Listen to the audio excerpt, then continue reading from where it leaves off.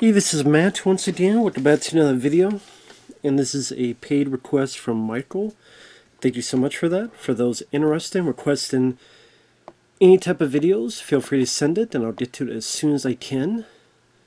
And pretty much Michael wanted me to do a commentary on the Jim Carrey version of How the Grinch Stole Christmas. Now, I hope he knows I'm not really a fan of this version of the movie. I would assume so, because I've reviewed the film, but who knows, maybe he's not a fan of it either. Let's see if he rip it apart, I don't know. But, yeah. Either way, for those interested in requesting any type of videos, whether it be a topic, reaction, commentary, review, re-review, video game playthrough, whatever the case may be, feel free to send it. I'll get to it as soon as I can. And for those who sent them, thank you. I really do appreciate it. So thank you. So, here we are. Pause the beginning. Links are down below in the info box if you guys want to request pretty much any type of video. And 3, 2, 1, unpause. Now. By Universal. Since we got the logo coming up here. This is a Ron Howard joint. Now, I like some of Ron Howard's movies. Not this one, but I like Apollo 13. I like Ransom. I don't mind Willow. This one I could never get into, ever. And I like the original Grinch, where you have Boris Karloff's voice. I like that original cartoon. But I never needed to see a live-action adaptation of it. And I'll give credit, this film does have some nice set design.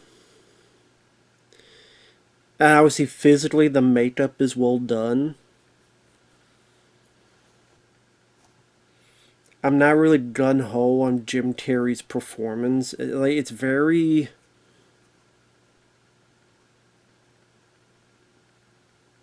See, it's a nice choice to have Anthony Hopkins. Does I mean, that's a good... You think of Boris Karloff in the original, what's a good representation of that type of voice for this era? Anthony Hopkins would be a good, very good choice on that.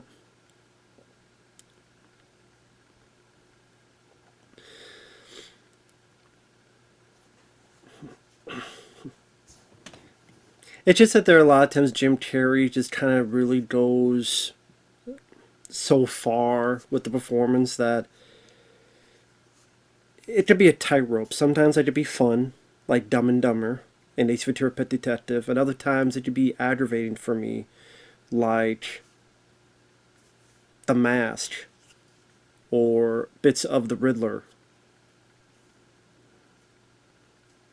Now, I like The Mask. I would say I like it more than this, but it's not a Jim Carrey film I rewatch a whole lot.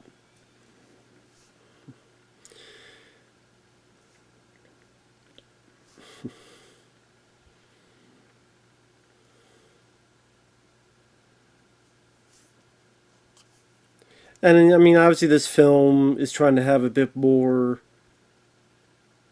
trying to get more into the Whoville citizens and how the community works. Although, other than maybe Cindy, the little girl, I just don't really care to know more about these characters. I don't really like them, to be honest. And God, they look ugly. I mean, these characters look better as animation than live action. Just live action, they just look like nightmare fuel. Like it would be hell to live in this area. Maybe just like the little girl, like she's the one with really no makeup in a weird way. I know that's superficial, but that makes her, plays her innocent naivete, just makes her the only person I really liked among this whole group. Everybody else is just really obnoxious or ugly or fart-licking, tot-smuggling reject. And then how most of them treated the Grinch like shit. So most of them seem like fucking tools in of itself.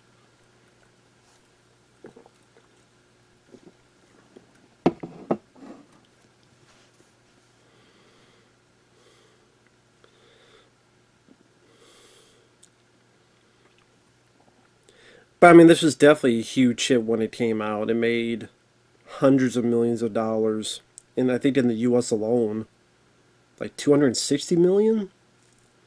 I think this won the makeup for. I mean, won the Oscar for best makeup because I think it's Rick Baker involved with it.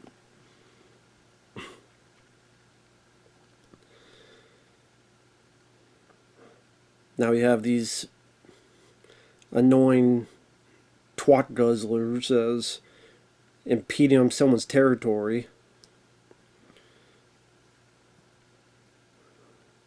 Neil and Bob, is that your names or is that what you do? Get the fuck away from there.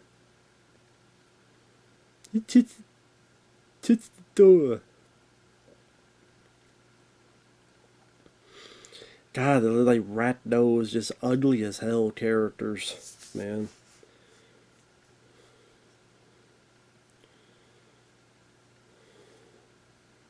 But I mean, again, that's not the only reason. It's just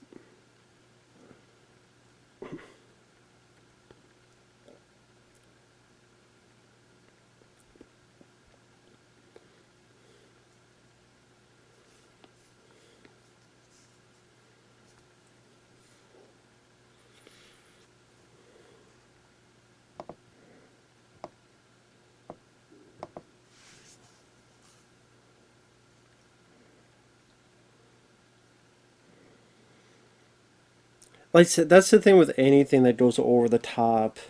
Maybe for me, there's just a certain line that they could be over the top, but they're not doing it on purpose. That comes off as funny, or there's over the top that is sincerely entertaining. Al Pacino's done that from time to time, or again Jim and Ace Ventura or Dumb and Dumber. But this is just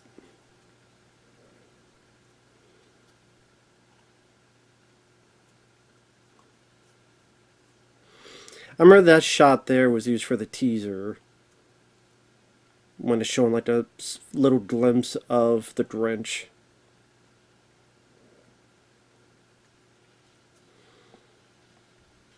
That mask looks like the mask the killer wears in like Happy Death Day.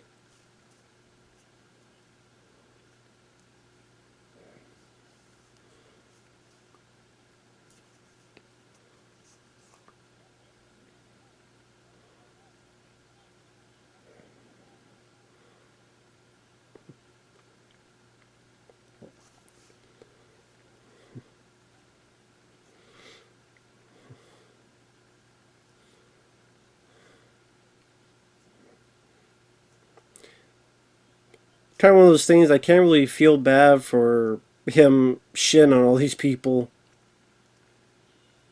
Because I really feel for these folks. Party wants the Grinch to win.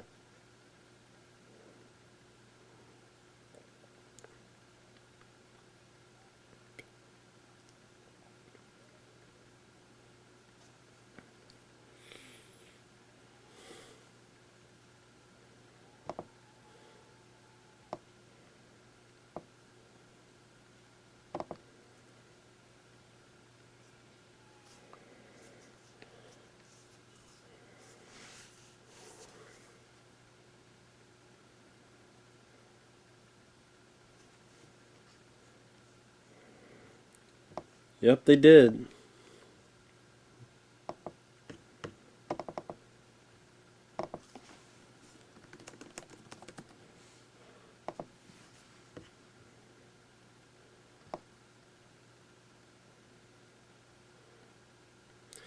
See that Clint Howard back there, of course, makes sense he would be here since he's the brother of the director. We got Jeffrey Tambor here as the mayor, who's been a lot of stuff. He was on the Larry Sanders Show. I remember he was Billy Crystal's boss in City Slickers. Then the mailman here, who's Cindy's dad, is Bill Irwin, which he's been a lot of stuff.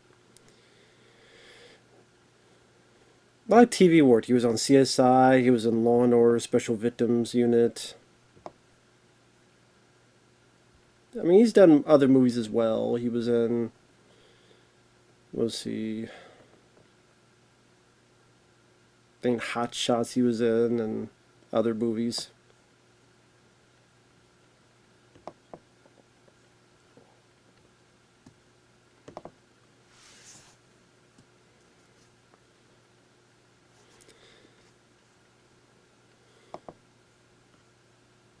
So the little girl Cindy Lou, she is Taylor Momsen, which I think Gossip Girl is a TV show she would go on to do.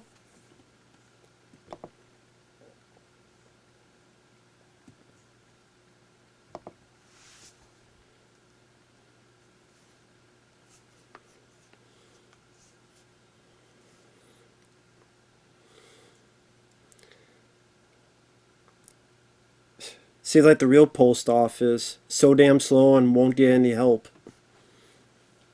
How about you get actual fucking help instead of just having one person at the post office? Cheap ass. Post office always fucking cheap ass.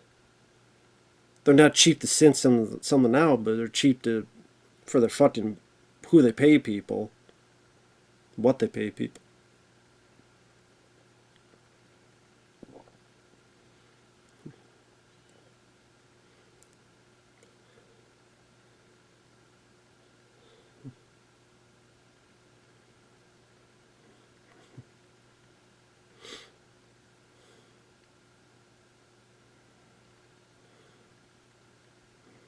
Yeah, so much for your sorter machine. Grinch being a fucking dickhead like usual. I know there's another one that came out, animated film. Was it 2018 or something? I think I got a request to review that, watch a review that sometime this month.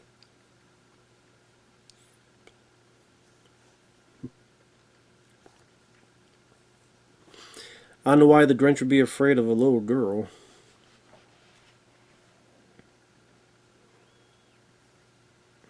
I mean, I guess that's the point.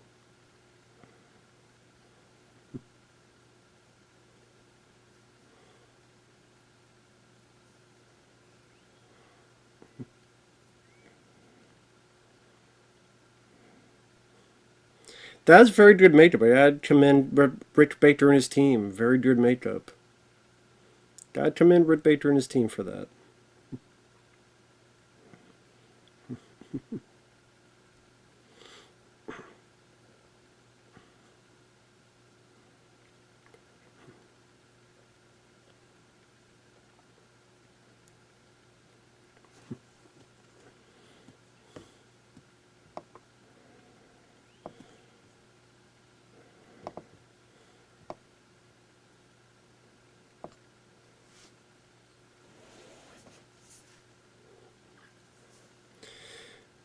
Maybe like for comedy for me, if it depends on like maybe a certain accent someone has or someone showcases, and some can be just a little bit more irritating to listen on a consistent manner. Like Adam Sandler in The Water Boy. Hello, that type of voice is consistently hearing that. Same with this. It just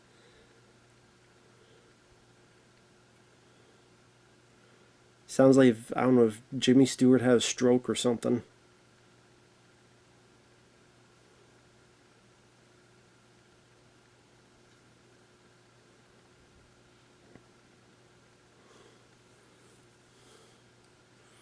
If not Jimmy Stewart, then maybe James Cadney. I don't know. Someone in that realm with if they had a stroke.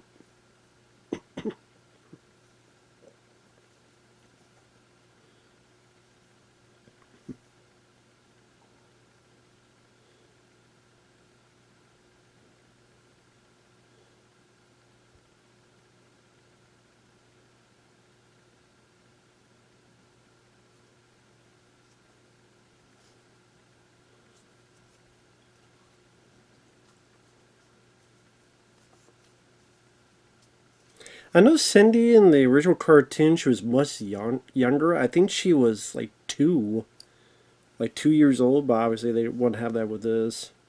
Obviously they'd go with someone a little bit older.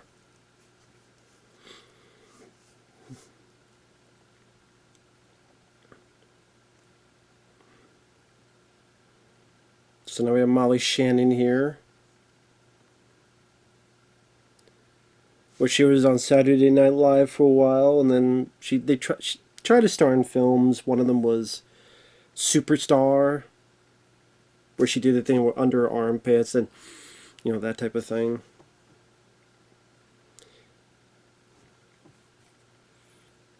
Really, the only time you ever see her is like a bit part here, a bit part there.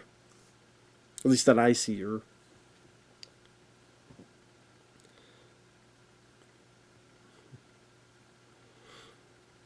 Maybe that's the thing. Like the cartoon, for the most part, centered on the Grinch, and then with the Boris Karloff voice, it just made him much more of like a sinister character, and it's comedic, but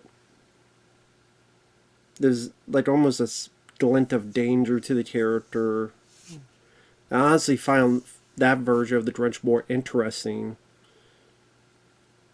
and I didn't really give a shit about the Whoville citizens, and here I don't care about learning more about them.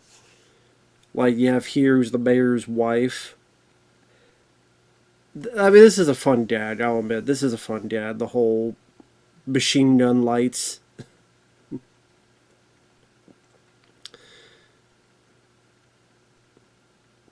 mean, that is pretty cool. It makes me wonder how they did that. Because you see them connecting, and it looks like it's done for real. If that's effectual, it is very good. But I mean, it makes me go like, how the hell did they do that? Was it maybe reverse? Maybe they did in reverse, where as you do it, you pull in each one, and maybe it sifts through, and then you do it in reverse. And it seems like they're shooting out. And I don't mind that actress who plays the mayor's wife, Christine Baranski.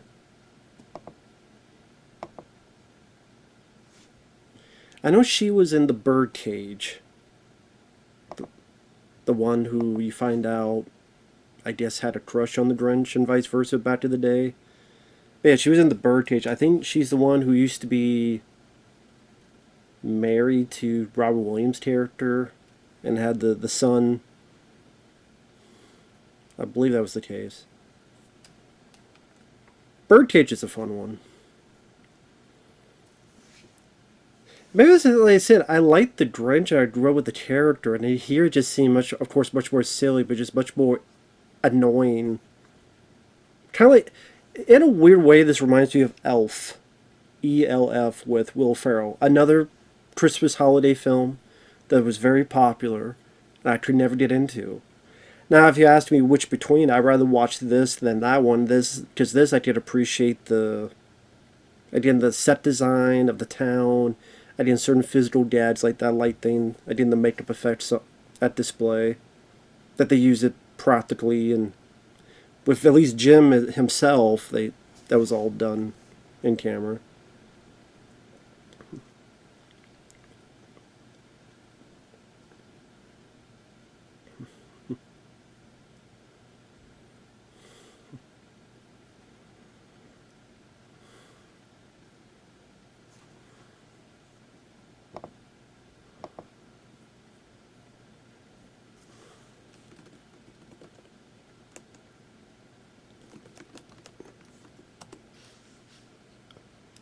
Maybe it's Edward G. Robinson I'm thinking of.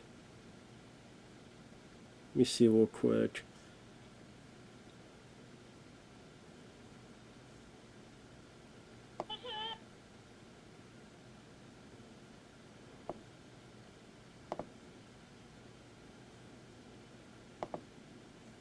Yeah, I think the person I'm thinking of is Edward G. Robinson.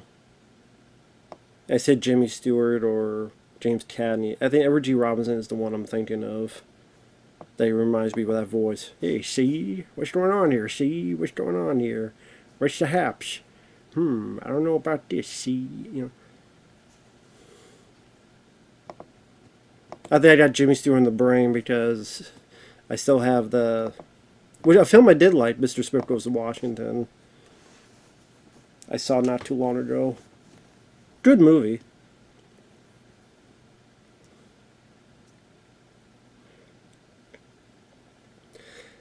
I'm not going to judge the little girl's singing. She's doing what she can. She's just a little kid.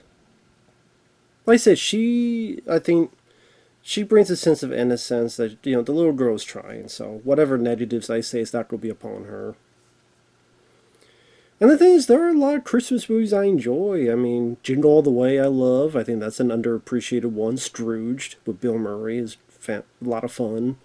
Ernest Saves Christmas is a lot of fun.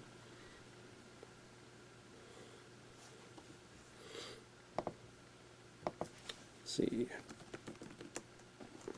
I mean, Die Hard. Die Hard to me is the ultimate Christmas movie, but like, okay, this list here says the 100 best Christmas movies. Now,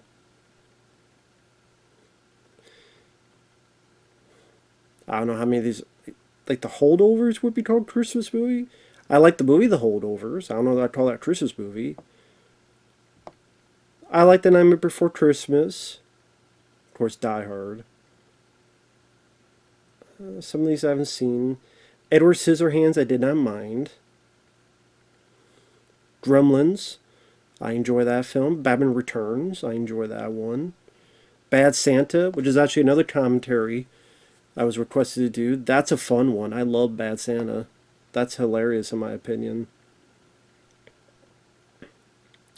The Ref with Dennis Leary, I don't mind. That does take place around the holidays. I remember not minding a Charlie Brown Christmas. I remember that being a nice piece of nostalgia that I saw back in the day. Violent Night was a fun action movie. Scrooged, very funny comedy. National Lampoon's Christmas Vacation. A Very Harold and Kumar Christmas. Home Alone, of course, Home Alone.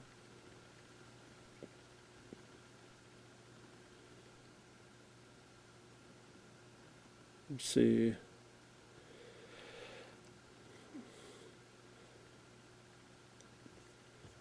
Just some of these I haven't seen, like Christmas Eve and Miller's Point, whatever the hell that is, or While You Were Sleeping is a holiday movie? Okay.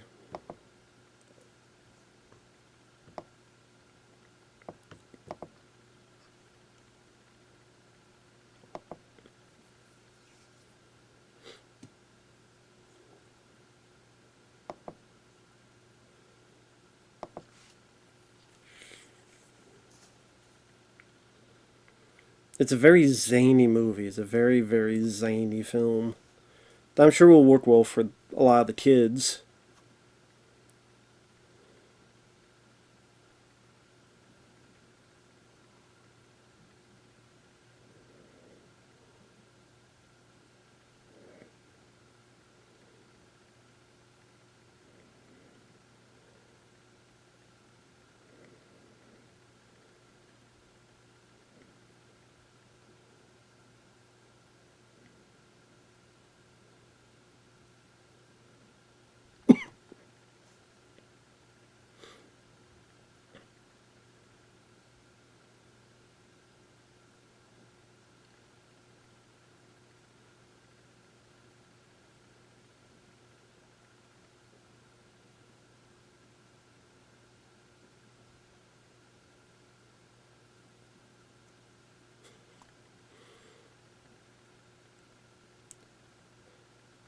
I mean, I've heard that dad before, but that's a funny dad. The whole echoing stuff and go, "I'm an idiot." Then you hear the one go, "You're an idiot."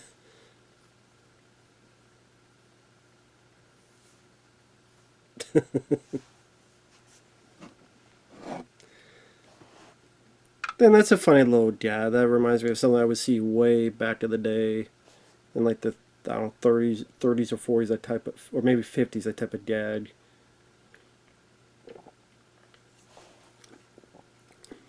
The whole echo thing. Yeah, again, thought that was pretty funny.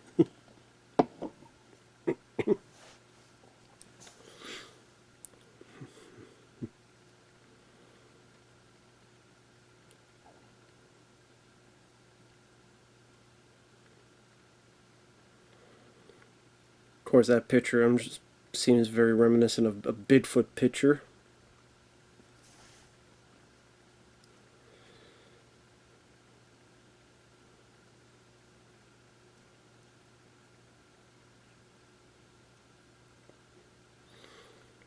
Cute that she has like this old school tape recorder. You would think like how advanced they are. They do have a lights that attached by a machine gun, but just no computers or no more advanced recording aspects.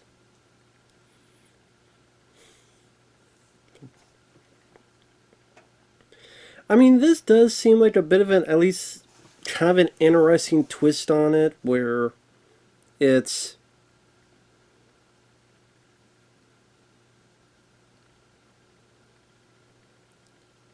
to show a bit more of his, how he was born type of thing.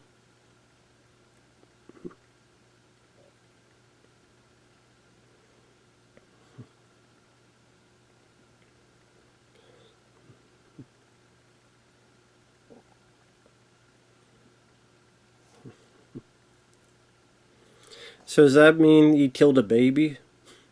Does that mean there's a baby that lands somewhere and froze to death? I do heard that they made like a practical baby, baby creature. Nice little practical effect.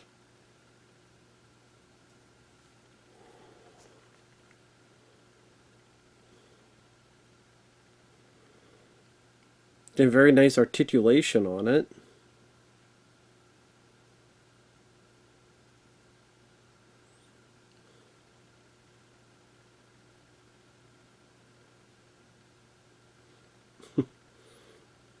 Even that like good articulation with animatronics and having the move head and the eyes move.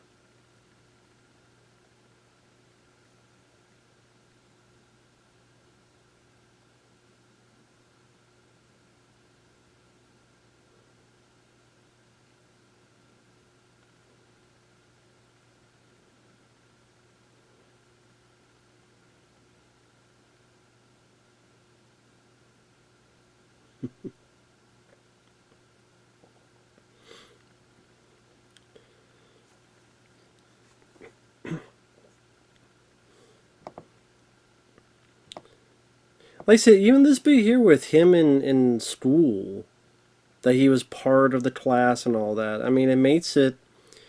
I mean, I will say that that part of the Grinch story is interesting to me. So I know that seems counterintuitive what I said before. Well, how come you said that you thought the Grinch in the early film was more interesting? Like the way he was portrayed was more interesting. I don't mind. I like this little backstory stuff. I think the effects on the baby and the smaller ones are very well, like I said, articulated. But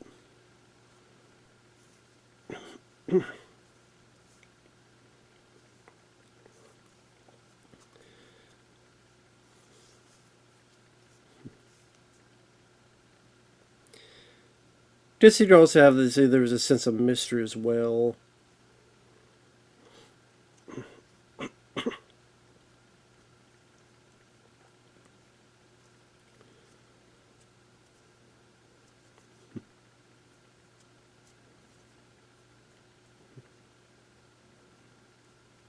I mean, I don't know if I want to say I wish they took it so more serious, but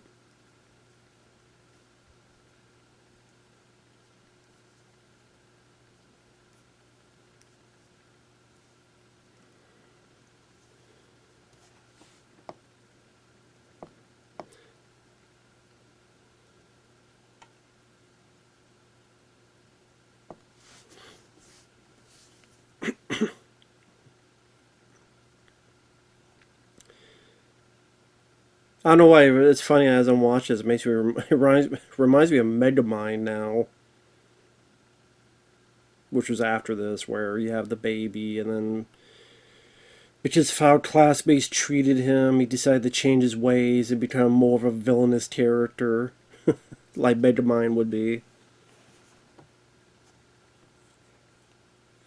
Right on that one, he grew up in a prison, but still tried to go to class and got screwed over.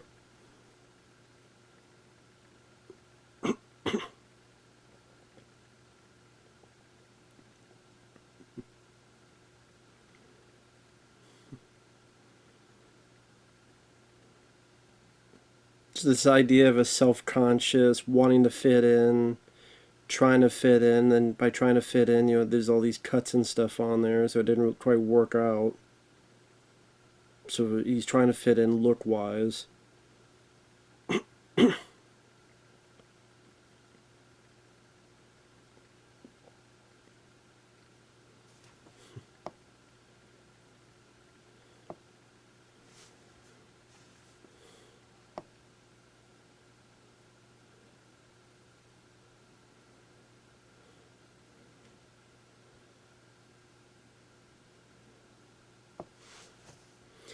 It definitely makes you hate the Whoville characters. I mean, I know that's the point. It's just that, this guy's looked at as a monster, and yet these kids were little terrorism monsters of their own.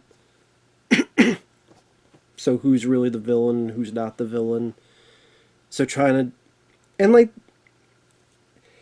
that doesn't even seem like a big deal. Okay, he's got, like, a little cuts here and there, but it doesn't seem like it's got, like, this big. I don't know. It just didn't seem like a huge deal of a thing. That'd be a big difference. That may say, "Oh, is that such a horrible, terrible thing?" And well, it's little kids. Little kids are these little kids are just fucking stupid. They laugh if it was a fart or something.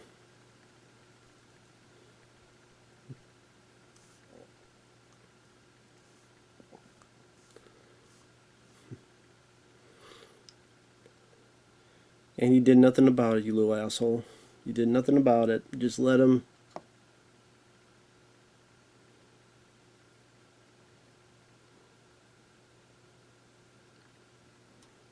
Of course, with a much longer running time, they had to expand on something. So it's nice that they expand on it, but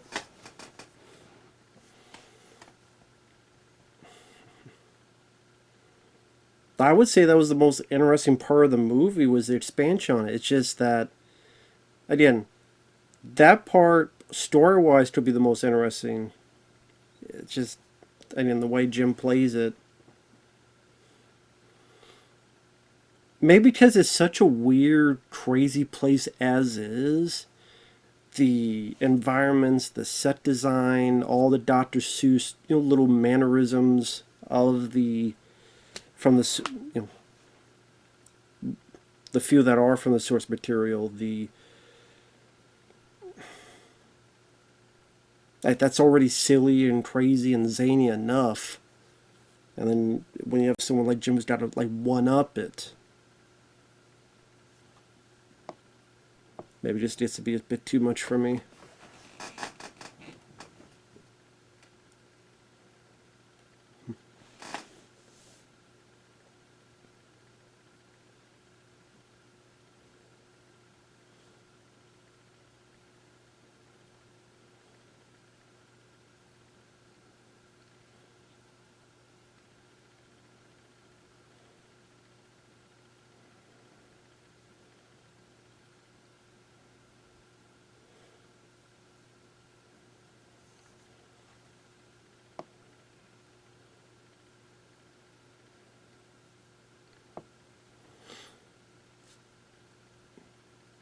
I would say even his like villain work in the Sonic films, I thought it caught some of the for good try with the right balance of being over the top of villainous, but also funny.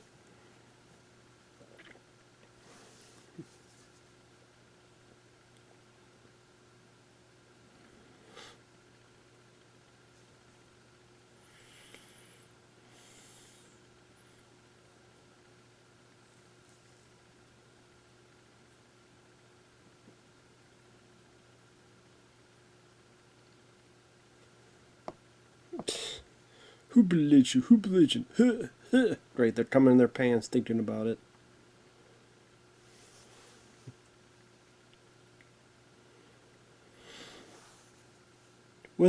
Would she steal SpongeBob's eyes?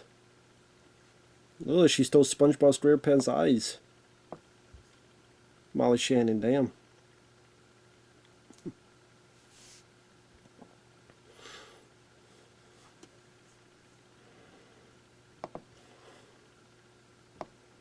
Well, it says here, before his death in 1991, Dr. Seuss consistently declined offers to sell the film rights to his books. After his passing, his widow entertained the idea about several merchandising deals, clothing lines, accessories, and CDs. In July 1998, her agents made a significant announcement. The film rights to How the Grinch Stole Christmas would be auctioned. The terms were stringent. Suitors had to be willing to pay $5 million up front, 4% of the box office gross, 50% of merchandising revenue, 70% of book tie-in profits, and music-related income. And any actor considered for the role of the Grinch had to be of a similar stature to Adam Sandler or Jim Carrey. Only directors or writers who had previously earned at least $1 million on a previous project were eligible to participate.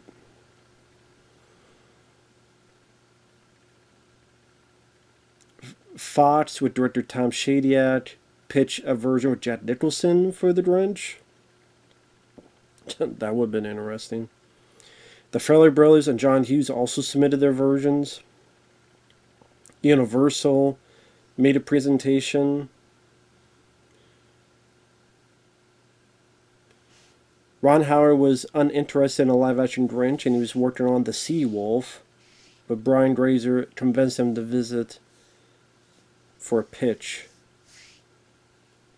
Ron Howard was intrigued by Cindy Lou Who's character and developed a vision of a film with expanded role for her.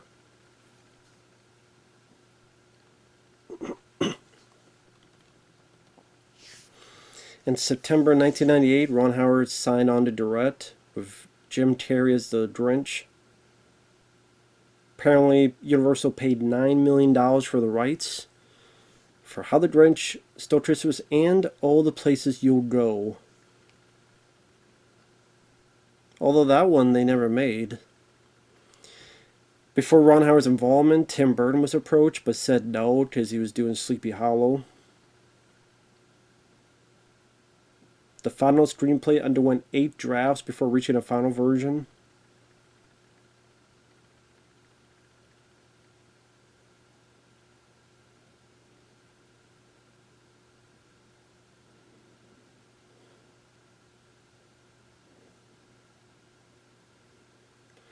Apparently writers from Seinfeld contributed to an uncredited rewrite.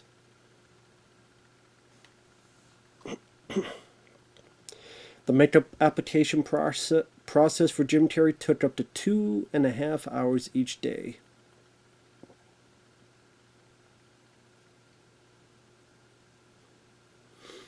The makeup artist, Kazuhiro, said that at first Jim Carrey was difficult to work with on set, often being irritable and disappearing during shoots. This led to significant production delays, with only 3 days' worth of footage being completed after 2 weeks of filming. That person left the production after discussions with Ron and Rick Baker. Jim Carrey agreed to control his temper, and they got Kazuhiro returned to the set.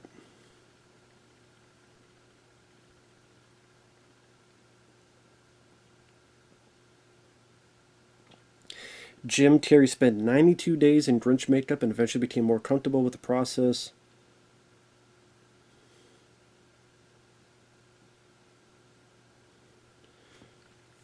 To keep Jim Carrey's spirits up during production, Ron Howard once donned a Grinch suit himself.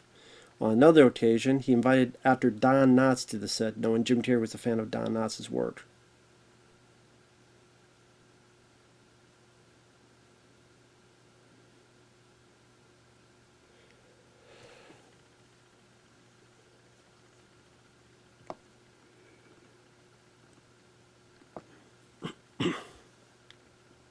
Came out November 17th, 2000 in the US.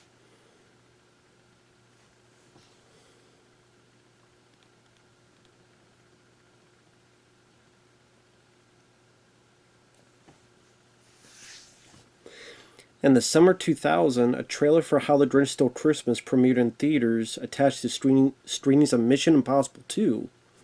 This is part of an agreement with Paramount and Universal. Paramount agreed to show the Grinch trailer in exchange for Universal screening a Paramount trailer in front of Nutty Professor 2. Such a trailer debuted along with the release of Meet the Parents.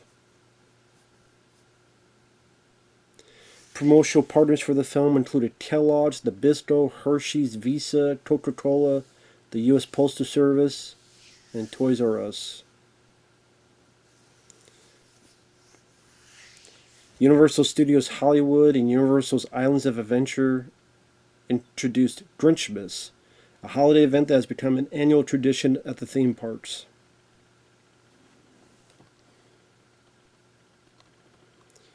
The film made $260 million in the U.S., $85 million in other territories, $345 million total.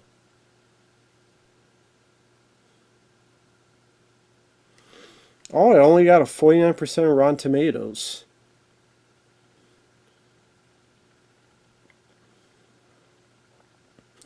Roger Ebert gave it 2 out of 4 stars. Dank, eerie, weird movie about a sour creature.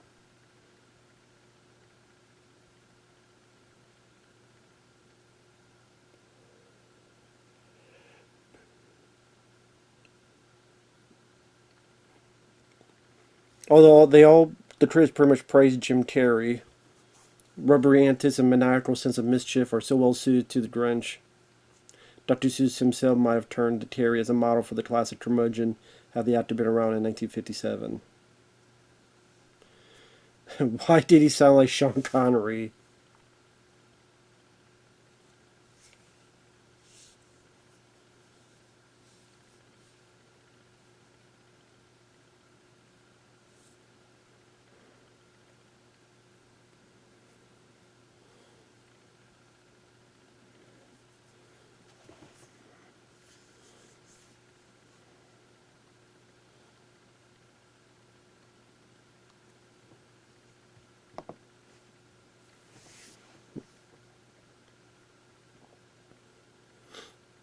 Yeah, keep laughing, dickhead.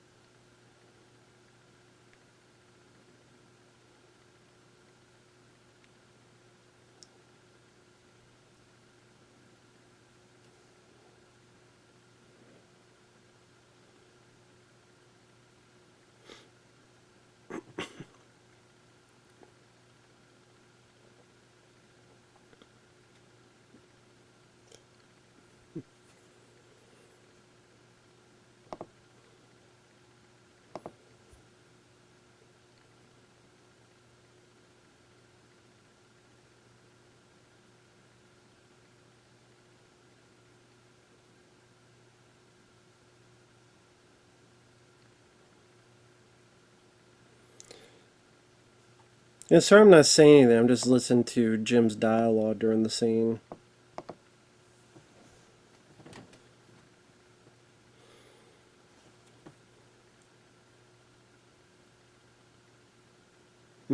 Bye-bye. Ciao, see you now. See you later.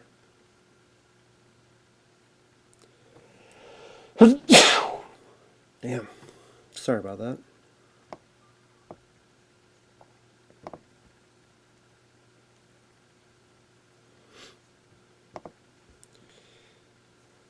It is a pretty high rate. I mean, 6.3 on IMDb, so definitely a film quite a few people like, which is fine. Again, I mean, I guess you could. I'm actually surprised. The one that came out a few years ago has a higher rating, 6.4.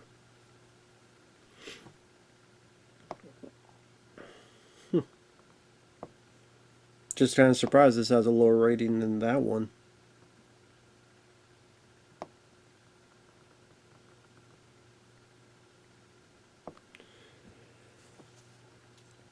Apparently, that part was improvised. Dinner with me. I can't cancel that again.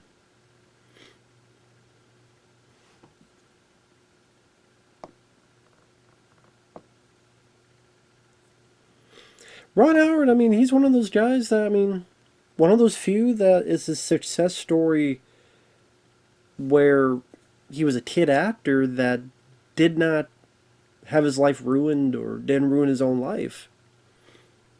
Because you think about like how many kids where they went through that period. I mean, Drew Barrymore definitely went through a period. Corey Haim sadly did, and now he's no longer with us. Corey Feldman is still going through some kind of period. I don't know what the hell kind of period it would be. A slanted period. There's a lot of kids who just went through those trials and tribulations, but Ron Howard, he went from a kid actor on the Andy Griffith Show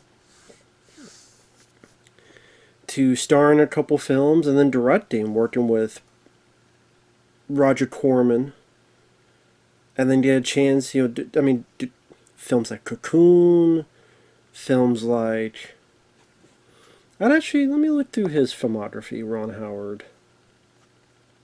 Let me go back a bit here.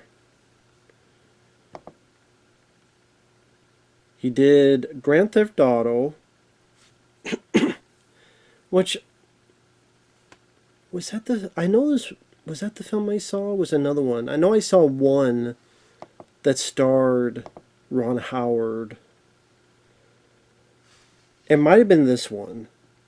This might have been the one I reviewed. Let me check real quick. Yep. Okay. For Ilko, a year ago. I remember not minding that one. I think that was one he did for Roger Corman, right? I just want to double check.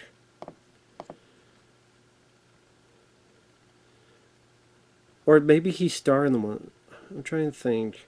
Yeah, well, New World Pictures, which was Corman's company.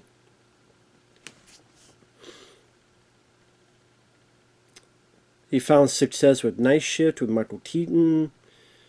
You got Splash with Tom Hanks. Cocoon. So 3 hits in a row. Gun Ho I liked with Michael Keaton. Willow. Pretty decent movie. Parenthood was a good one, and that made a good chunk of change. Backdraft. Very solid movie. Excellent fire effects. Far and Away I never saw. I don't think that did that well. But it was The Paper, Michael Keaton and Randy Quaid. Apollo 13. It's one of my favorite of his. What would that be my favorite Ron Howard movie? If not, it's close.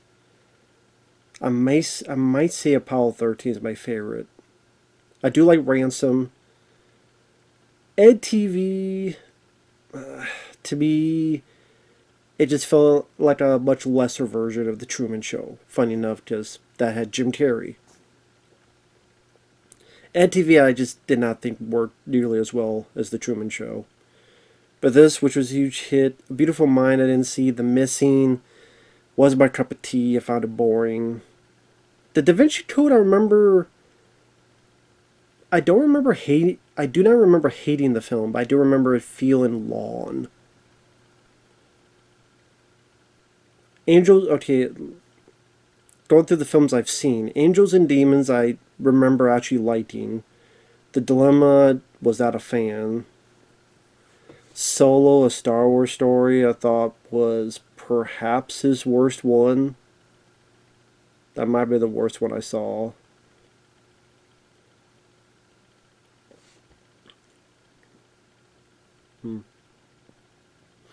Didn't see 13 Lives. I've heard of this one though. About the cave rescue. Viggo Mortensen, Colin Farrell, Joel Edgerton. I never did see Inferno. That was the third of the Da Vinci Code trilogy. That's a film that came and went like the wind. You didn't hear anybody talking about that film. Eden. So Eden came out this year. September 7th. Oh, at a festival. Ana de Armas. Vanessa Kirby, Sydney Sweeney, Jude Law. The true story of a few European settlers arriving at Floriana Island in Ecuador. And then The Shrinking of Treehorn, animated musical he's doing. So, still working to this day.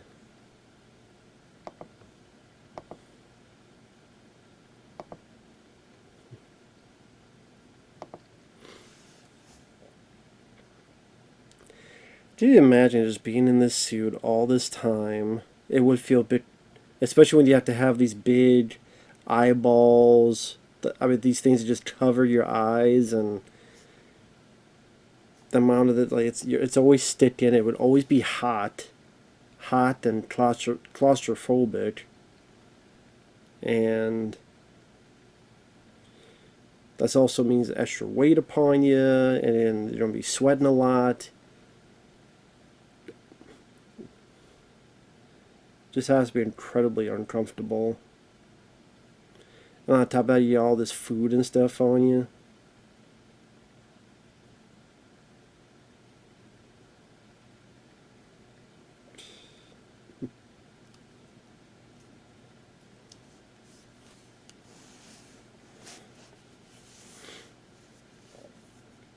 Get the fuck out of my way, kid. I'm winning.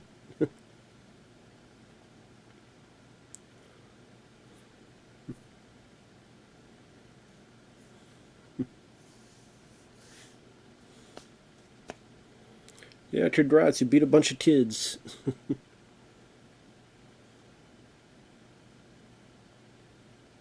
Oh yeah, and I think like the mayor's going to come out with something to make fun of him and trigger him again. Which I don't know why you would. I mean, well, we know why, because he's a dickhead. That's why. Like, if this is the guy terrorizing your town, you'd want him to be complacent and happy, and another thing off the bucket list to solve for your probably few crimes in this whole town. Probably the only one, and you have ability to solve it. I'd be like, fuck this mayor, you're fired. I didn't realize this cop literally had a necklace of donuts. He literally had an, oh yeah, this is the shaver, yeah.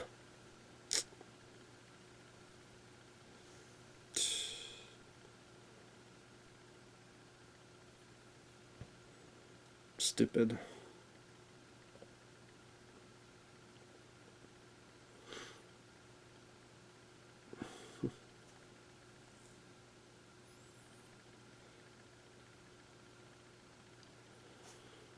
Don't laugh at you.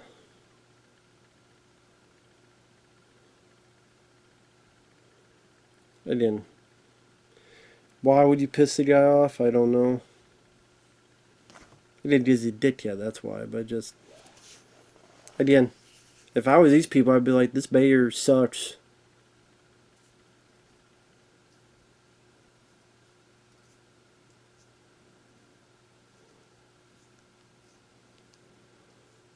Now, if she spoke up and threw it back in his face and...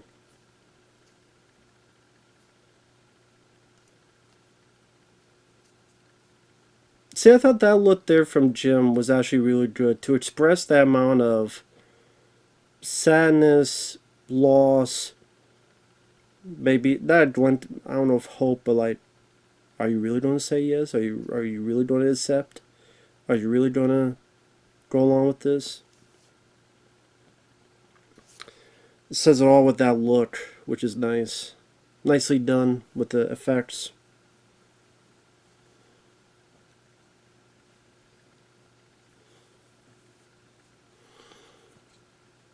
I mean, now that I think about it, I mean, what are the other commentaries I have coming up is Bad Santa. I guess in a way that's my Grinch live action Grinch movie.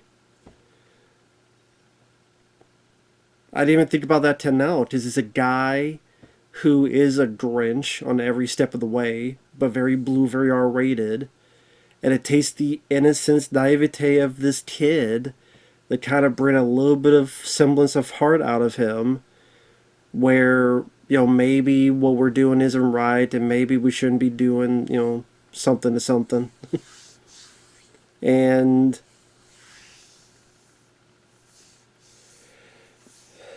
helps out a little bit.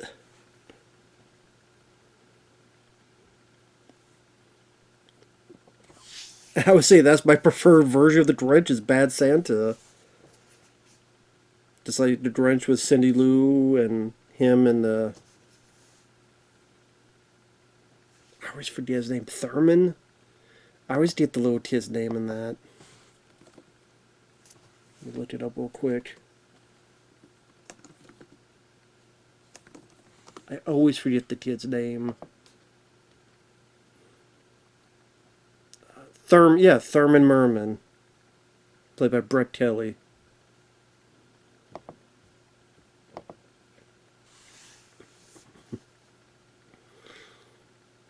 Well, Mayor, what do you expect? You were making fun of him. You guys were talking shit and laughing about him. What do you expect?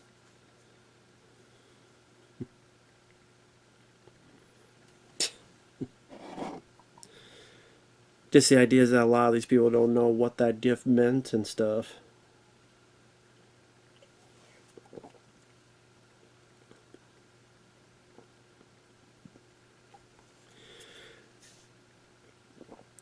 That's the thing. You kind of want the Grinch to win.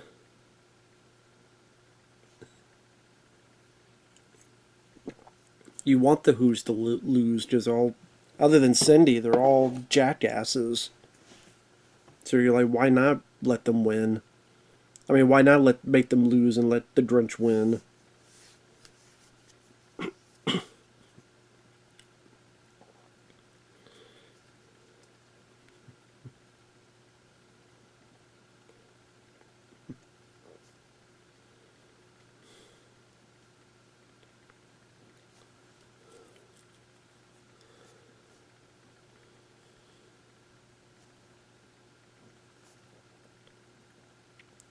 I just because of the budget, like you don't really, other than these tiny folks here, you don't see a lot of other creatures. Well, I guess the Grinch would really. I guess they wouldn't really have any other creatures and stuff in it, honestly. With the way that story is.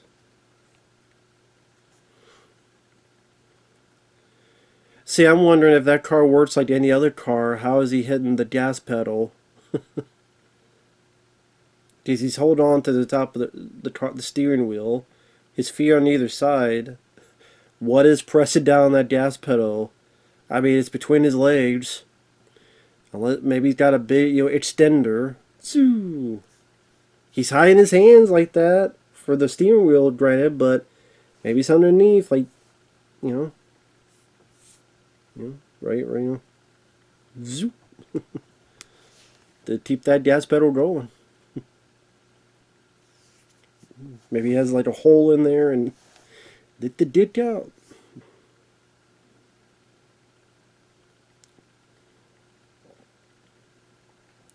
Where that's an ode to how over the top action films can be with the slow mo explosion, dive-in shots.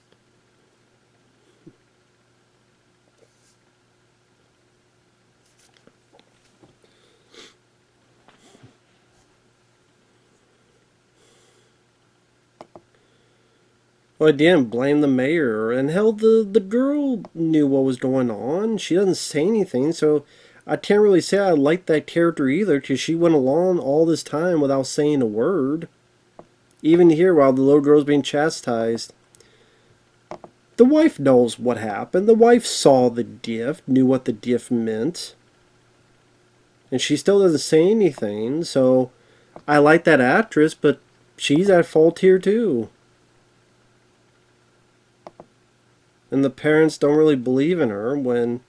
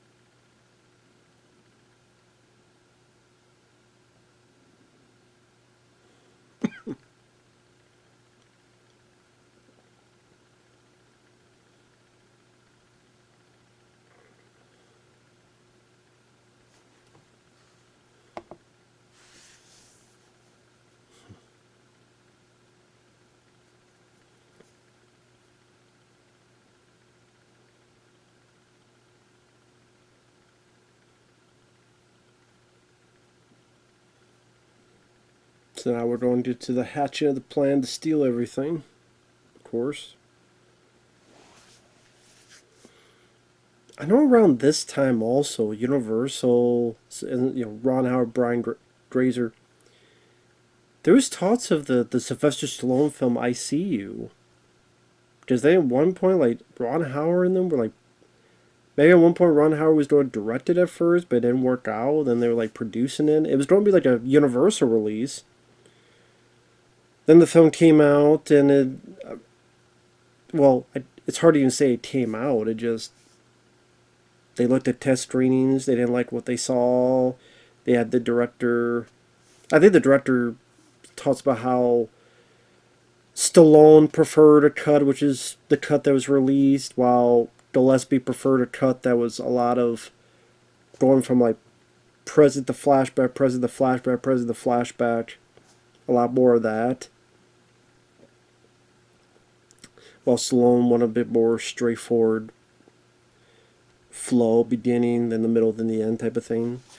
And I mean, I still haven't seen that 2 hour cut of that movie. I have it over there. But there was another cut I saw years ago of the film, and I definitely prefer the officially released one. I guess the Stallone preferred cut, I actually prefer that one. I know I'm not, should be bad to talk about this. It's not comedy for ICU, it's comedy for How the Grinch Stole Christmas.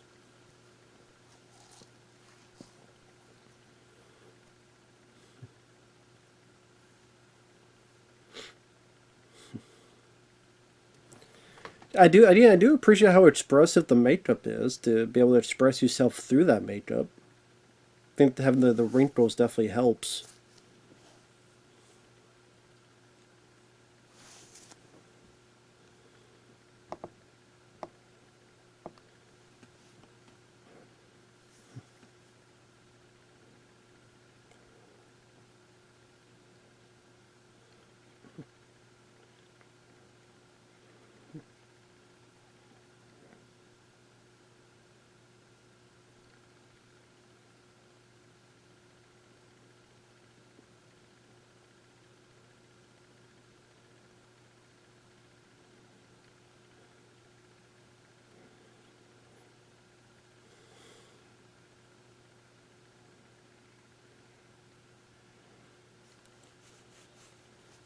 Of course, Bliss says he's doing the "You're a Mean One, Mr. Grinch." Definitely will still say I prefer the original version of it.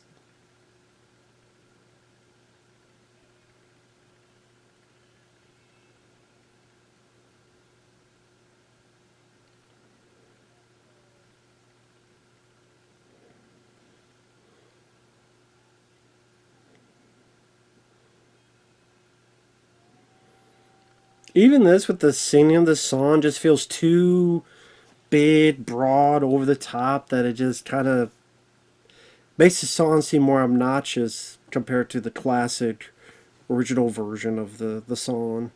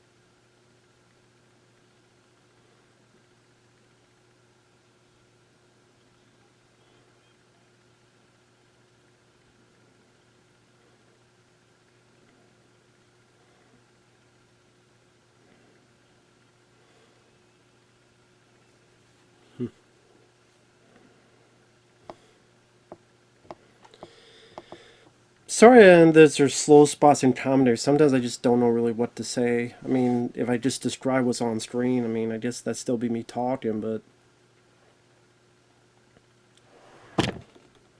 I mean, what it is just it reminds me, there was another version, which is a shorter version. I can appreciate the animation style, the sinister, tonal tendencies of Boris Karloff's voice, the music, and it's really all I need. Is really all I needed to see, enjoy. And I just, if I have to watch a version, I would rather just go watch that version of the Grinch. But again, I know sometime this month I'll be seeing the new animated one. Well, newer than this. So I'll see how that goes. I don't even know what his reputation was. I think it was mixed, at best. I think.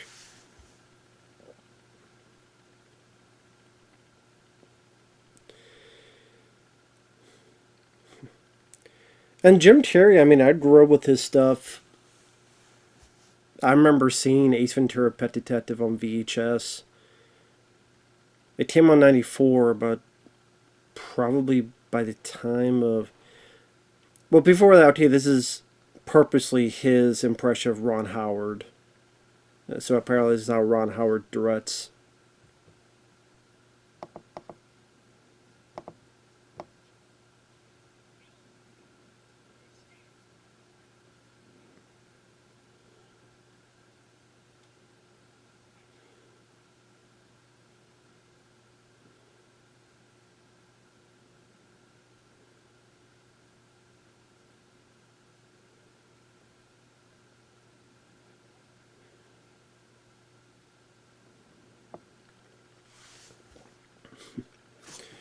So yeah, apparently according to Jim, I guess with a little bit of Grinchism, that's how Ron Howard directs. But I said when Ace Ventura got on VHS, I thoroughly enjoyed that. Watched that many times throughout the years at VHS tape, and watched Dumb and Dumber. Dumb and Dumber, I saw the first time I saw that was an edited version because my aunt had sent us. I don't know if she got it from a TV version and that's why it was edited, or if she purposely edited stuff. Because I mean, by that point we're 11, 12 years old. I don't know.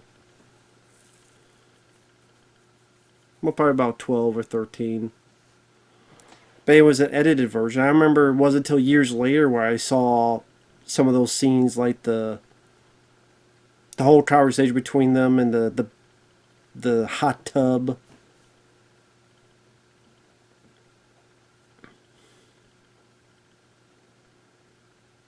And a couple other scenes. Batman Forever I saw on VHS. The Mask I saw on VHS. I think that was another one that was taped and sent to us. But we owned Pet Detective and Batman Forever VHS tapes. And then after that was a Liar Liar I really enjoyed. Truman Show I really enjoyed. And for a while there, Jim was at the top.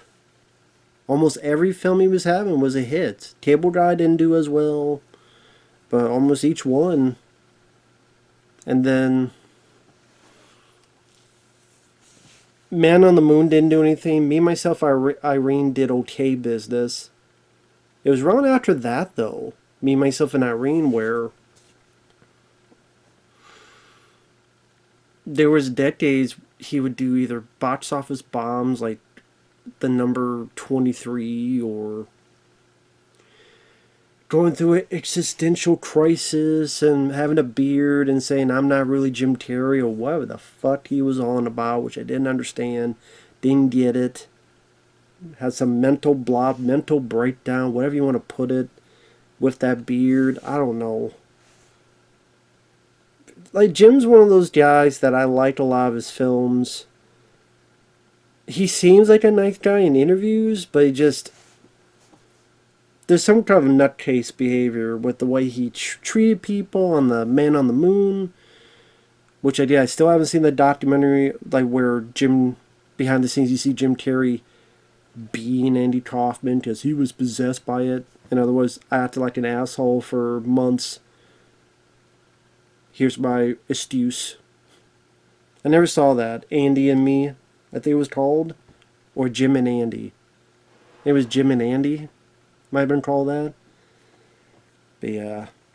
You know, from that behavior to doing Kick-Ass 2, which was a shitty film, but he did what he could with that film.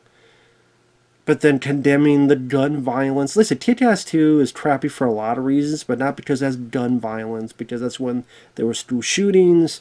And because of the school shootings, then Jim was against guns, even though he used a gun tons of times in movies, whether it be Bruce Almighty when he pulls out the gun pretending to be Dirty Harry, whether it be having a Tommy gun in The Mask, whether it be the Daydream when at the end of Dumb and Dumber, where he shoots the girl's hubby, he's like, die! And then Jim Carrey wakes up and goes, huh?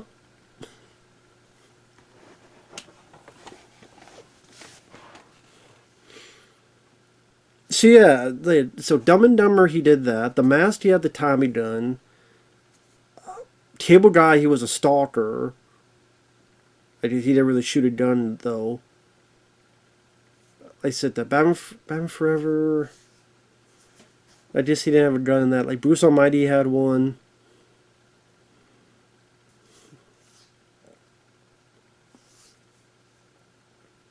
Try to remember.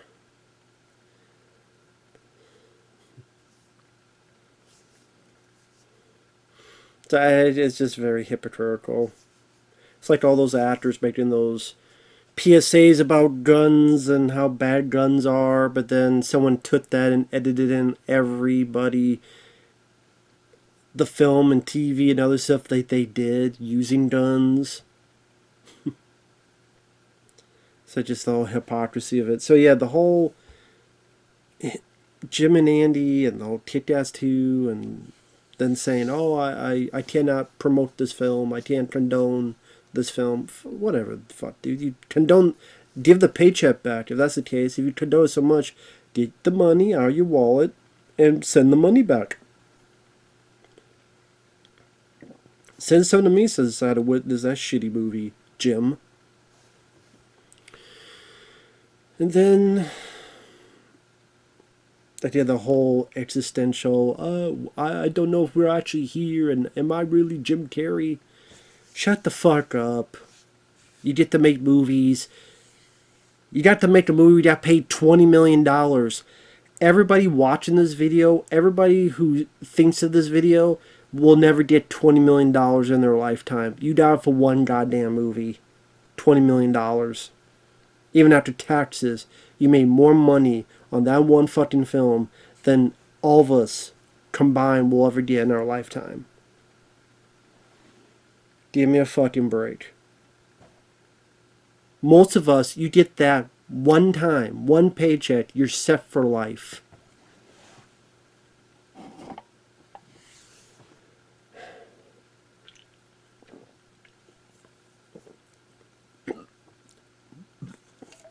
Sorry, I got the damn hiccups because of it.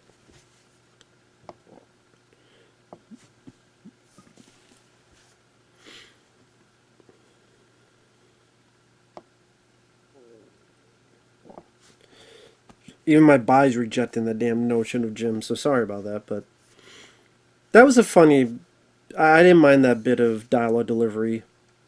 You know, sweet kid, bad judge of character. I didn't mind that, the way he delivered that line.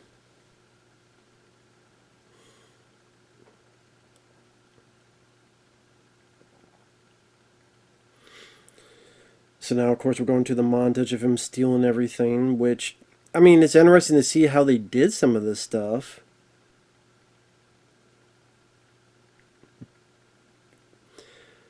Stuff that would work in a cartoon, to see how they make it work in live action.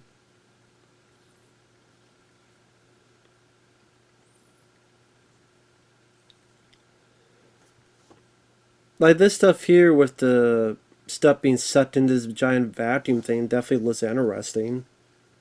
Like how they did that. where they try to use as much in camera as they could.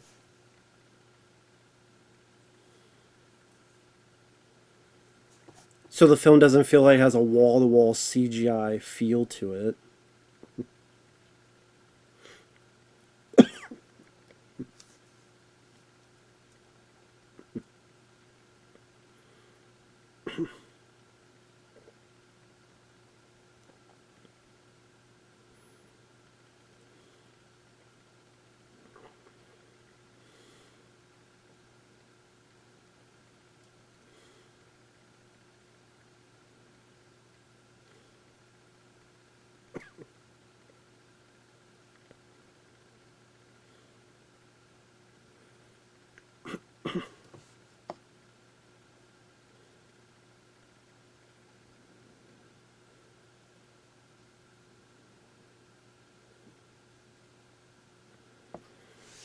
Yeah, definitely a weird bit to have a dog kiss a guy's ass and then dog's rubbing his butt along the floor.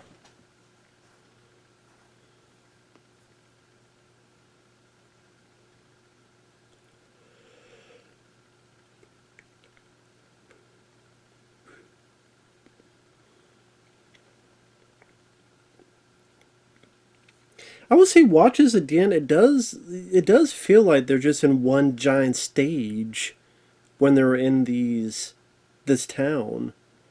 Like it does feel like they're in like Disney World, Disney, that type of thing where it does feel like it's one giant stage. Although I don't know how else he would work with that. Definitely has a pretty high powered damn chimney. I mean, chimney.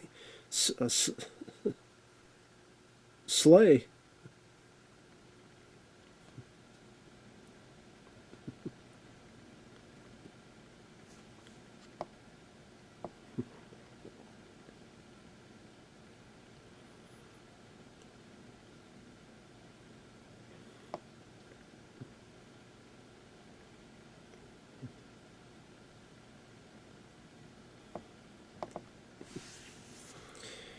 That dog must have taken some damn steroids or something to lift that damn thing up. Jesus. I don't blame that dog for being tired. Look at all that shit.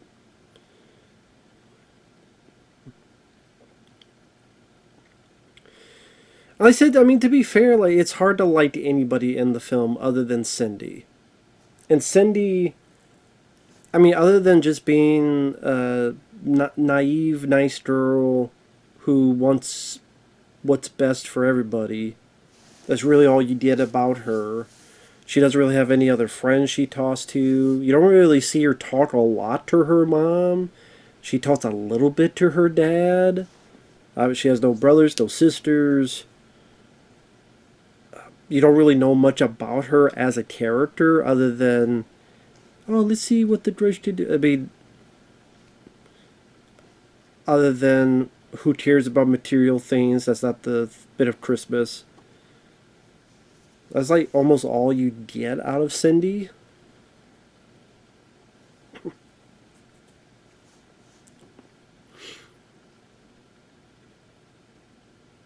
The mayor, he's a dick who screwed over the Grinch. His wife seemed to like the Grinch but did nothing about it, so she's just as guilty, I think, as the mayor. Because she could have said something long ago. She could have said something any day now. She could have said something at that festival, at that bit where he gave the Grinch the damn razor. Could have said something then. Didn't.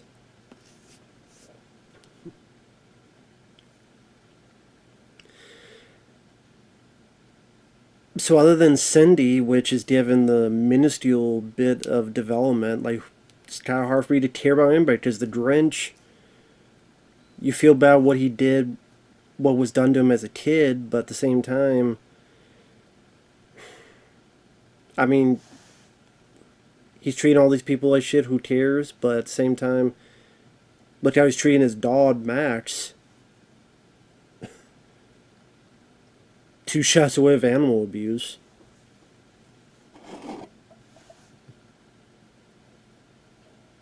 Like, no one else in the town is horrified by the way the mayor's talking to this girl.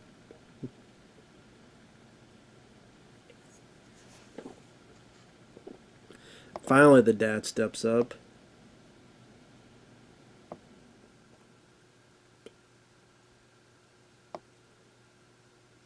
Which I know is supposed to be his arc is finally growing a spine, so at least someone has an arc. Well, other than the Grinch, of course.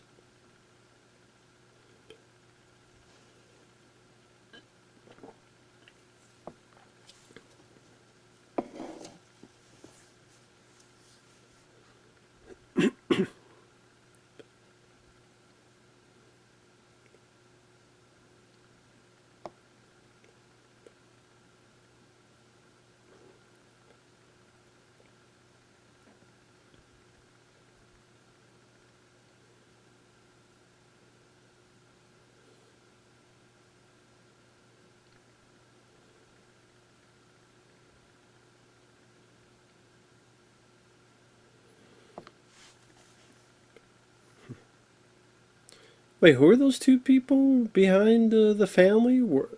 They were so close it looked like they were part of the family. Those two people behind them. Were those the two people that were scared of the Grinch earlier? Yeah, they were scared of the Grinch earlier.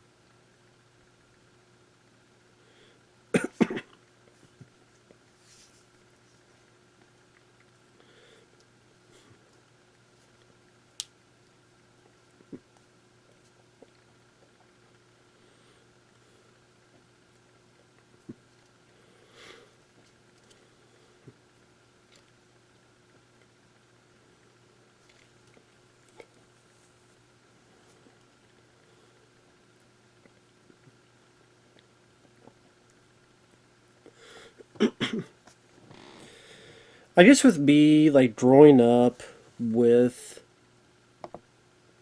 I've said this before, but I always talk as if someone's watching me for the first time.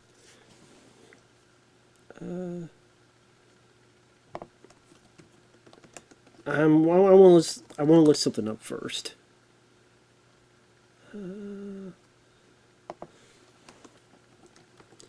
See if it's actually here on YouTube.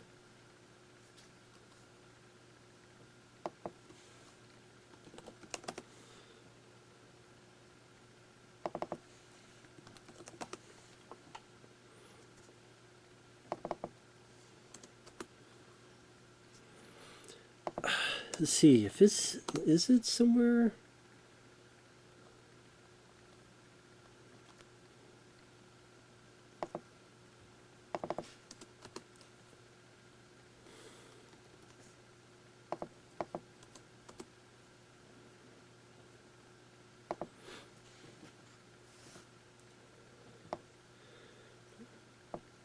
Trying to what I'm looking for is trying to see if I can find this one special I saw back in the day when I was a kid and what it would have been called. Because we only had like well, technically four channels, but two of them were the same: ABC, CBS, PBS, and another form of CBS. PBS didn't really show anything I could think of relating with Christmas. There wasn't stuff like nowadays that you could find constant stuff to watch. We never really watched the parades or anything. So if there was a Christmas special, it was either what was on Saturday morning cartoons, like a Garfield Christmas special, or some my aunt would send us. I remember seeing the He-Man and She-Ra Christmas special. I do remember that. And I know there was a few others. I'm trying to remember what they were called. One was an 80s bit where it was about these toys and they come to life, and I forget what the hell it was called though. But I also do remember seeing like Rudolph the Red-Nosed Reindeer and Frosty the Snowman. I wish I could remember. One was kind of an anthology stop motion thing. where it was.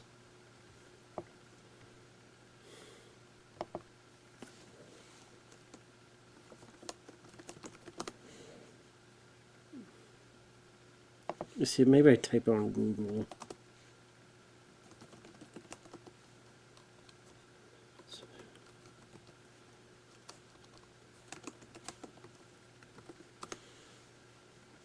If I do live action, maybe. I think it was the 80s.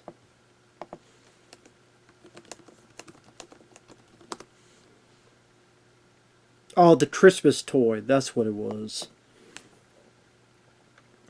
So yeah, the Christmas toy, which was by the Jim Henson Company, that was one that I remember seeing back in the day. The Christmas toy. Yeah, based on Jim Henson's group, where one of the characters was this tiger doll. There was one who was a horse. There was one that was a, not Raggedy Ann, but that type of doll. Yeah, the Christmas toy. That was one of them.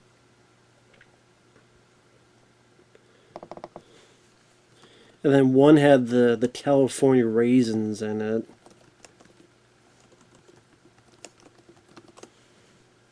A Claymation Christmas Celebration. That's what it was called. Yeah, the Claymation Christmas Celebration and the Christmas toy. Those were two that, I'm not sure how well known that would be for people, but those are two specials that I remember back in the day seeing a decent amount of times. Although, like, I would still have like vague memories of them, but at the same time I remember seeing them, and it sparks a bit of nostalgia.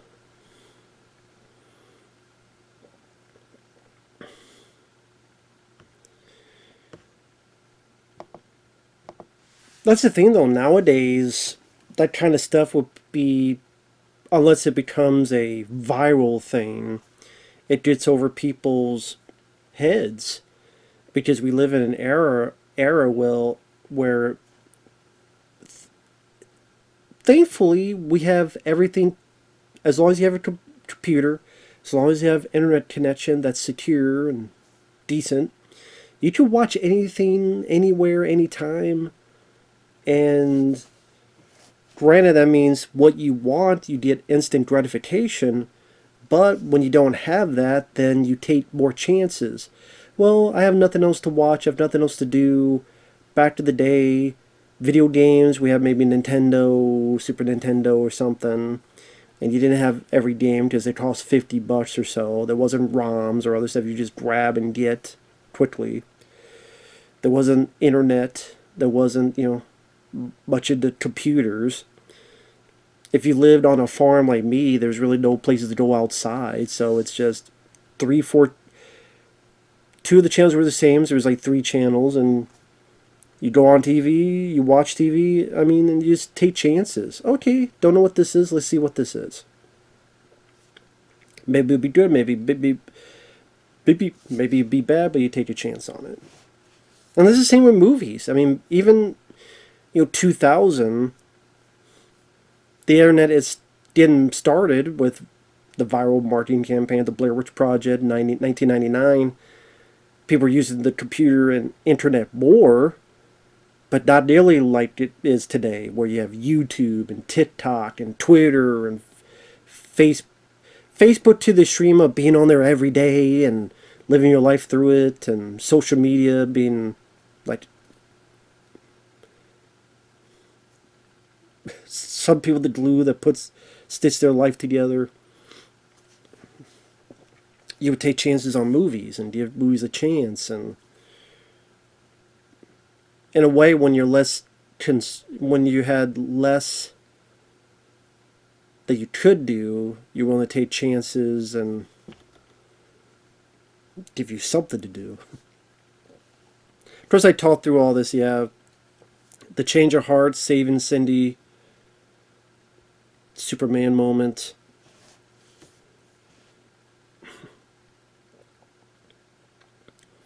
Gotta be pretty damn strong to lift that whole thing by yourself.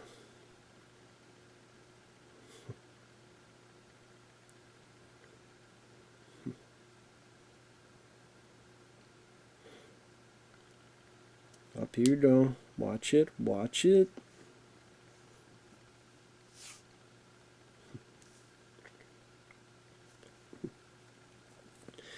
Of course, this is where you don't have more of CGI implemented for safety reasons, as well as just, how you don't deliver this in practicality. Be very, very tough.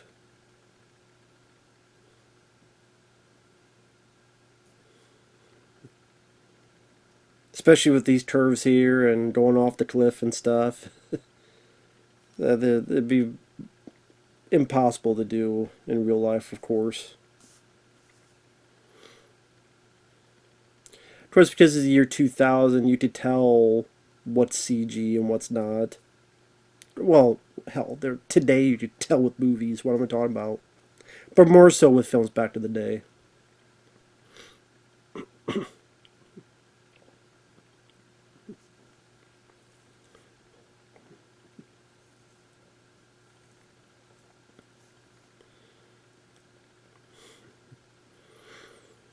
I know Jim Carrey has said from time to time he's going to retire, but I mean, who knows?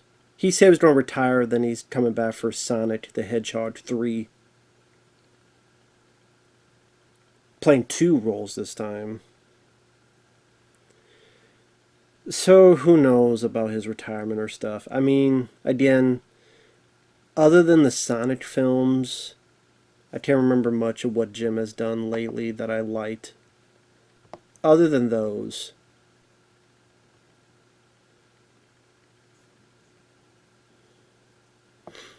Because if I look through his filmography, as we're, getting to the whole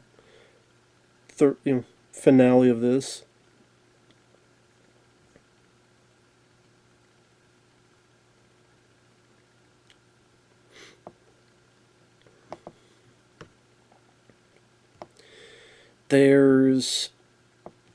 let's go back. There was bit roles he was in. All Under Taste, which I'm sure he was in a bit role. Same with Finders Keepers. Once Bitten, I still haven't seen. I've heard so many people talk about the film. It just, I don't know, didn't seem like it would be for me. He had a bit role in the Deadpool, the last Dirty Harry film. Earth Girls Are Easy, I was never a fan of. I could not get into it. But yeah, Ace Ventura, what was the one? Is that not on here, or was it? Oh, okay. For TV, Copper Mountain. That I got that DVD for $1. That's I guess it was on First Choice TV Network, whatever the fuck that is. It's more of an advertisement for this Club Med. And then Jim Carrey and Alan Thicke, who I think he's passed away, where they go to the Club Med and certain things happen, but it's more about, it's more like the movie stops and look how great Club Med is and look how wonderful Club Med. That, I mean, if you're being technical, that may be technically the worst Jim Carrey film ever made, or that he was in, but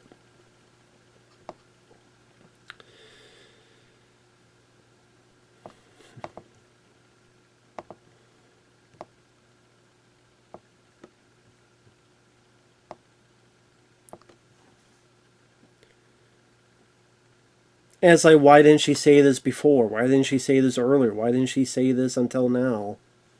I know that's supposed to be her arc as well. She finally says something. I'm like, it's about time, bitch.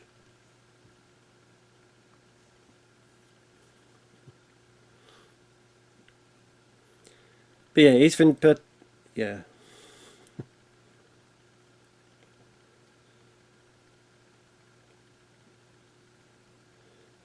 But yeah, the Ace Ventura films were fun. The Mask was fine. Dumb and Dumber is one of my favorites of his. Cable Guy I liked. Liar Liar is great. Truman Show. So after this, they had The Majestic. Bruce Almighty, I guess there's that too. So that was a huge hit. But I always forget about Bruce Almighty. So that was after Me, Myself, and Irene. That was a hit. I don't know why I always forget about Bruce Almighty. I don't mind the film, but I don't love Bruce Almighty. It's okay. I love Eternal Sunshine of the Spotless Mind. That didn't do well. But that is a great movie. But yeah, Lemony Snicket, I don't care about. Fun with Dick and Jane. I think made a bit of money, but you never hear a single person talk about Fun with Dick and Jane. Number 23 sucked. Yes Man, I thought it was forgettable. I Love You, Philip Morris, I didn't give a shit about. Mr. Popper's Penguins was completely forgettable fare. Tit Tats 2 was lame. Dumb and Dumber 2.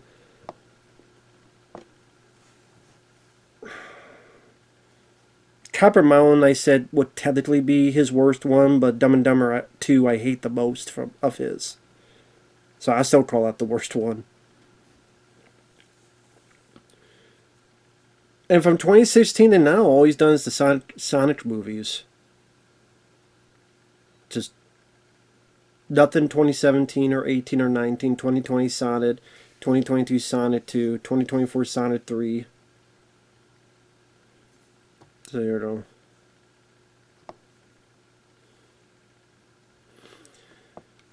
There was that TV show Kidding, but it only lasted 20 episodes, which... Think about that. Back to the day, the idea of Jim Carrey in a TV show, even if it's a drama comedy, you think it'd be a bigger deal, but no. Showtime, 20 episodes, done. And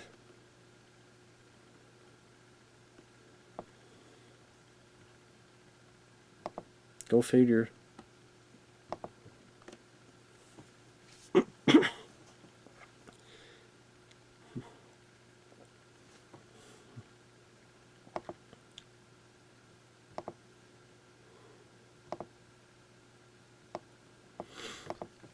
But yeah, I know a lot of people, they consider this a Christmas classic. They watch it every Christmas, I'm sure, and I'm glad for you. They lived in a damn snowflake that's going to die soon. Some kid's going to have it on his tongue and gobble them all up and they'll be dead. So that snowflake's going to land on some kid who swallow it and get his tongue stuck on a on a pipe or something. Yeah, How the Grinch Stole Christmas. Not a favorite of mine. Never cared about it. Sorry to Michael if he's a big fan of it. Sorry about that, man. It just, like I said, was never my cup of tea. Was never for me. Was never something I cared a whole lot of one way or another. Well, I never liked it, so I never cared for it in that way. If you did, that's cool. If other people did, that's cool. Sorry I didn't have a lot of interesting things to say. I think it's just, again, Jim Carrey. There's, like how some people are annoyed by his Ace Ventura persona, I'm not.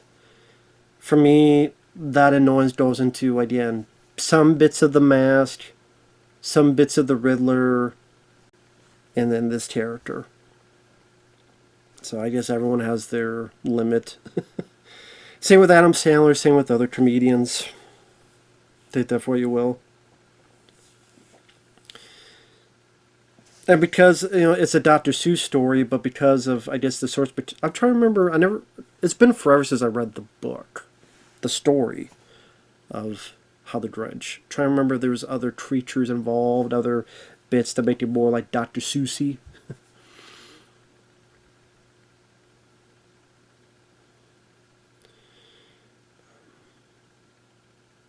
Again, hard to like much of the characters except maybe Cindy, and even then it's just, okay, she's a nice girl who means well, and there you go.